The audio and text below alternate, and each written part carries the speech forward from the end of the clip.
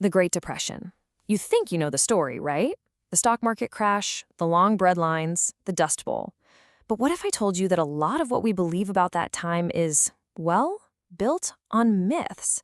In this explainer, we're going to tear down 3 of the biggest ideas that have shaped how we remember this crucial time in history. You've probably heard this song. It became the anthem of the era, and for good reason. It's just so powerful. It's the voice of the everyman, the person who literally built the railroads and the skyscrapers, who poured their heart and soul into the American dream, only to have it all vanish, leaving them to ask, "Brother, can you spare a dime?" But that makes you wonder, what exactly was that dream they felt they lost? I mean, we all have this picture in our heads, don't we? A house, a white picket fence, climbing the ladder of success. But the original idea, it was something completely different. And honestly, it's pretty surprising. Okay, let's dive right in with our first myth, this whole idea that the American dream has always been about getting rich.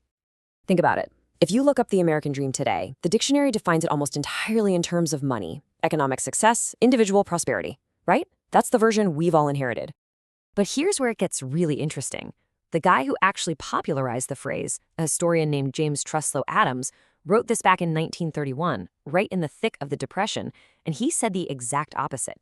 For him, the constant chase for material success wasn't the point of the American dream. He saw it as the failure of the dream.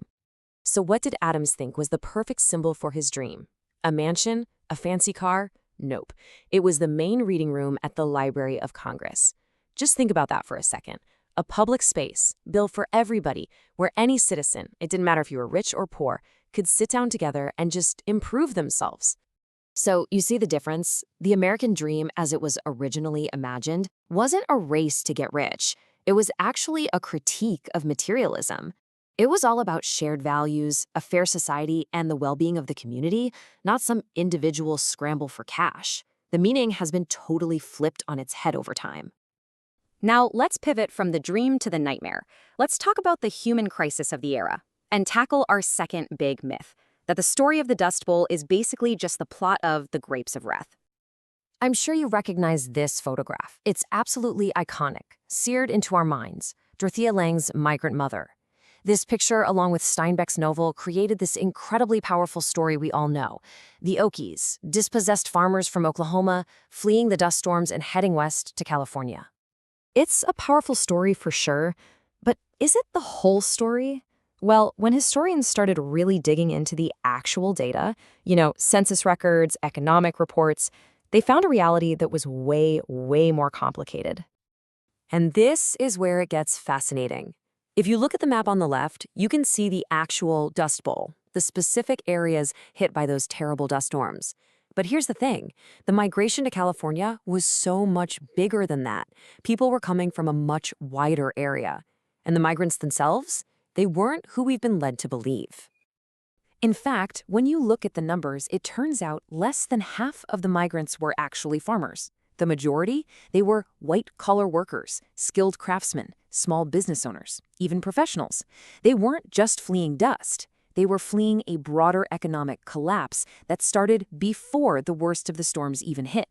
This wasn't just a farmer's crisis. It was a national one. All right, for our third and final section, we're going to tackle what might be the biggest myth of them all.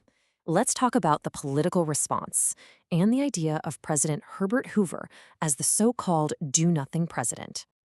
You know the story we're all told. It's simple. Hoover was this rigid, hands-off guy who just let the economy burn, only to have Franklin Delano Roosevelt swoop in and save the day with bold action. It's a great story, except the historical record tells a completely different one. Far from doing nothing, Hoover was probably the most interventionist president in American history up to that point. I'm serious. This chart says it all. Look at that bar on the right. He almost doubled real federal spending in just 4 years. Does that sound like a do-nothing president to you? This was absolutely massive government. I mean, just look at what he did. He strong-armed businesses to not cut wages, which actually backfired and led to more layoffs. He signed the disastrous Smoot-Hawley tariff, which basically started a global trade war. He created a huge federal agency to bail out banks. And get this, he signed the largest peacetime tax increase in the nation's history. This was not sitting on his hands. This was radical, aggressive intervention. And hey, don't just take my word for it. This isn't some new theory cooked up decades later. Even FDR's own team, the architects of the New Deal, admitted it. One of his top advisors, a guy named Raymond Moley, pretty much said, "When we got to Washington, we realized Hoover had already enacted all the essential ideas of the New Deal." He didn't see Hoover as the enemy of the New Deal. In many ways, he was its father.